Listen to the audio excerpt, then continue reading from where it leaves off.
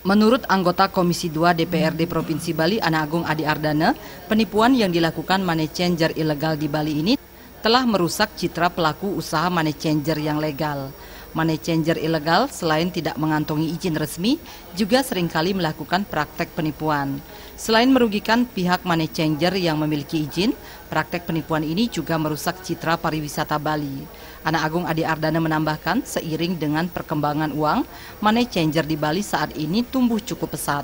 Melalui aturan-aturan yang mewajibkan pelaku usaha penukaran uang yang ilegal untuk meregisterkan diri, sehingga usaha money changer yang mereka kelola memiliki legalitas secara hukum.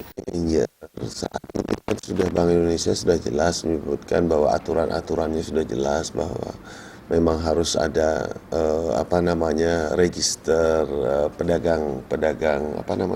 register pedagang mata uang asing kan gitu ya. Dengan adanya register tersebut, maka sepantasnya lah pihak yang berwajib untuk menegakkan hal tersebut.